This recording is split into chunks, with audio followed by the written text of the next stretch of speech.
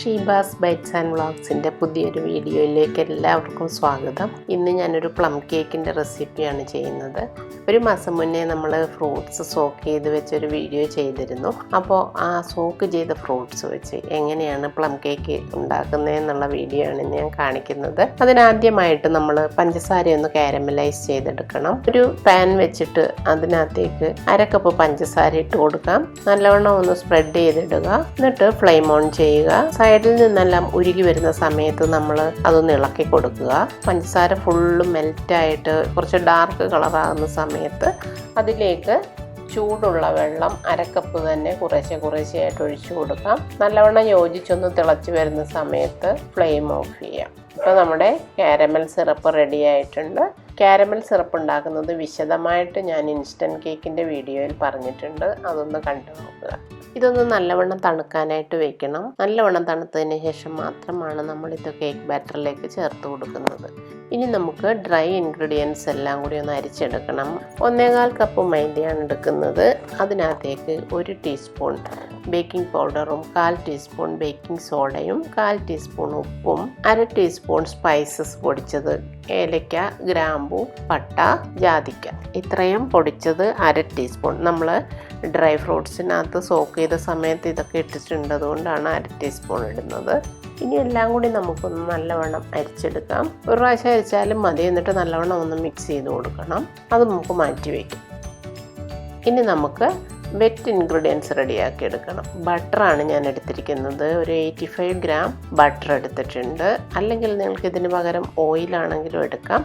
ഓയിലാണ് എടുക്കുന്നതെങ്കിൽ പഞ്ചസാരയും മുട്ടയും കൂടി ബീറ്റ് ചെയ്തെടുത്തതിന് ശേഷം മാത്രം ഓയിൽ ഒഴിക്കുക. ഓയിൽ ഒഴിച്ചിട്ട് പിന്നെ ഒത്തിരി ബീറ്റ് ചെയ്യേണ്ട കാര്യമില്ല.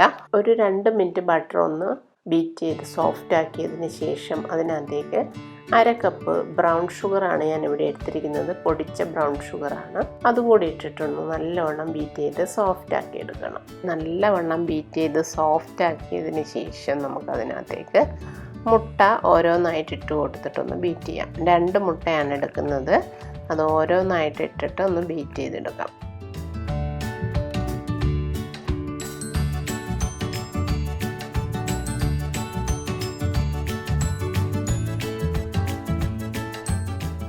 വാനില എസൻസ് 1 ടീസ്പൂണും കൂടി ആഡ് ചെയ്തിട്ട് നല്ലവണ്ണം ഒന്ന് ബീറ്റ് ചെയ്തെടുക്കാം. ഇനി അതിനകത്തേക്ക് കാരമൽ സിറപ്പ് 1/2 കപ്പ് ഒഴിച്ചു കൊടുക്കാം. സ്ലോലി അതൊന്ന് മിക്സ് ചെയ്തെടുക്കാം.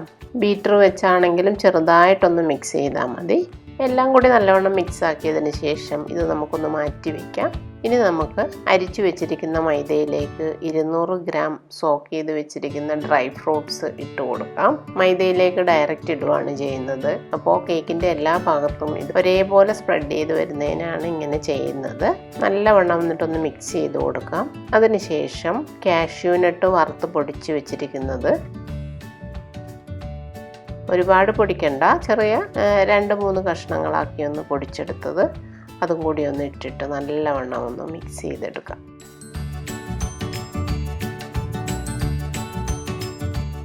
അപ്പോൾ ഇതുപോലെ എല്ലാം കൂടി നല്ലവണ്ണം മിക്സ് ചെയ്തെടുത്തിട്ടുണ്ട്. ഇനി നമ്മൾ ബീറ്റ് ചെയ്ത് വെച്ചിരിക്കുന്ന വെറ്റ് ഇൻഗ്രീഡിയൻസിനകത്തേക്ക് ഇതിട്ട് കൊടുക്കാം. കുറേശ്ശെ ഇട്ടിട്ട് മെല്ലെ ഇളക്കി കൊടുക്കുക. ഒരേ സൈഡിലേക്ക് തന്നെ ചെറുതായിട്ടൊന്ന് ഇളക്കി ഒന്ന് ഫോൾഡ് ചെയ്തെടുത്താൽ മതി.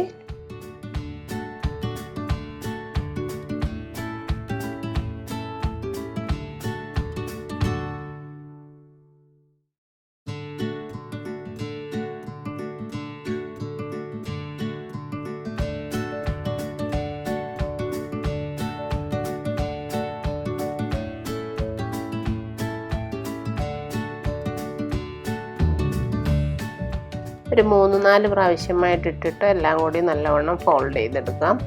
ഇപ്പോൾ ബാറ്റർ ഇവിടെ റെഡി ആയിട്ടുണ്ട്. ഇനി 6 ഇഞ്ചിൻ്റെയോ 5 ഇഞ്ചിൻ്റെയോ ഒരു കേക്ക് ട്രേ എടുത്തിട്ട് അതിനകത്തേക്ക് ബട്ടർ പേപ്പറൊക്കെ ഇട്ടതിന് ശേഷം ഒന്ന് ഗ്രീസ് ചെയ്ത് വെച്ചിരിക്കണം. അതിനകത്തേക്ക് ഈ ബാറ്റർ നമുക്ക് ഒഴിച്ചു കൊടുക്കാം. ട്രേയുടെ പകുതി ഭാഗം വരെ ഇട്ട് കൊടുത്താൽ മതി. ഇനി നല്ലവണ്ണം ഒന്ന് ടാപ്പ് ചെയ്ത് കൊടുക്കണം. എയർ ബബിൾസ് ഒക്കെ ഉണ്ടെങ്കിൽ അത് പോകാൻ വേണ്ടിയിട്ടാണ് ഇങ്ങനെ ചെയ്യുന്നത്. ഇനി മുകളിൽ കാഷ്യോ കിസ്മിസോ എന്തെങ്കിലും വെച്ചൊന്ന് ഡെക്കറേറ്റ് ചെയ്യാം. ഈ ഡെക്കറേഷൻ നമുക്ക് കേക്ക് ഒരു പകുതി വേവാകുമ്പം ചെയ്താലും മതി. അല്ലെങ്കിൽ കേക്ക് ബേക്കായിട്ട് പൊങ്ങി വരുന്ന സമയത്ത് കാഷ്യൂം ഒക്കെ ഒന്ന് അടിയിലേക്ക് താന്നു പോകാനുള്ള ചാൻസ് ഉണ്ട്. അതുകൊണ്ട് പ്രസ് ചെയ്ത് വെക്കണ്ട, വെറുതെ ഒന്ന് ഇട്ട് കൊടുത്താൽ മതി. അല്ലെങ്കിൽ ഒരു പകുതി വേവാകുമ്പോൾ ഇട്ട് കൊടുത്താലും മതി. 5 മിനിറ്റ് പ്രീ ഹീറ്റ് ചെയ്ത് വെച്ചിരിക്കുന്ന ഒരു കുക്കറിനകത്തേക്ക് കേക്ക് ട്രേ ഇറക്കി വെച്ചിട്ട് ഒരു ദോശക്കല്ല് വെച്ചൊന്ന് മൂടി വയ്ക്കാം. ഇപ്പോൾ 1 മണിക്കൂറൊക്കെ കഴിഞ്ഞപ്പോഴേക്കും എനിക്ക് കേക്ക് വെന്ത് കിട്ടിയിട്ടുണ്ട്. ഇത് അടുപ്പത്തൊന്ന് മാറ്റിയതിന് ശേഷം ഫുള്ള് തണുക്കാനായിട്ട് വെക്കണം. റൂം ടെമ്പറേച്ചറിൽ തന്നെ വെച്ചിട്ട് ഒരു 3-4 മണിക്കൂർ എടുത്തിട്ട് ഇത് നല്ലവണ്ണം തണുക്കാനായിട്ട് അനുവദിക്കുക. അതിനുശേഷം വേണം നമ്മളിത് ഡിമോൾഡ് ചെയ്യാനായിട്ട്. ഡിമോൾഡ് ചെയ്തിട്ട് റമ്മിലോ എന്തിലെങ്കിലും ഫീഡ് ചെയ്ത് കൊടുക്കാം. ഞാൻ ഇൻസ്റ്റൻറ്റ് കേക്കിൻ്റെ വീഡിയോയിൽ കാണിച്ചതുപോലെ റമ്മ വൈനോ എന്തെങ്കിലും വെച്ചൊന്ന് ബ്രഷ് ചെയ്ത് കൊടുത്തിട്ട് 2-3 പ്രാവശ്യം അങ്ങനെ ചെയ്യുവാണെങ്കിൽ കേക്ക് നല്ല ടേസ്റ്റും ആയിരിക്കും, നല്ല സോഫ്റ്റും ആയിട്ടുണ്ടാവും. അപ്പോൾ എല്ലാവരും ട്രൈ ചെയ്ത് നോക്കുക.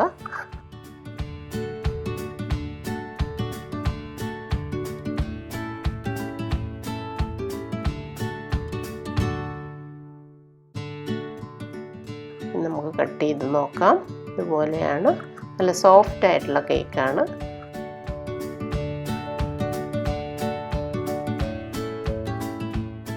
ഇതിൻ്റെ അകത്തുള്ള ഡ്രൈ ഫ്രൂട്ട്സും നട്ട്സും ഒക്കെ നല്ലവണ്ണം എല്ലായിടത്തും സ്പ്രെഡായിട്ടുണ്ട്. ചെറുതായിട്ട് അരിഞ്ഞു വെച്ചതുകൊണ്ട് അധികം കാണാനില്ല, പക്ഷേ നല്ലവണ്ണം എല്ലാം കൂടി മിക്സായിട്ട് നല്ല ടേസ്റ്റിലുള്ളൊരു കേക്കാണ്.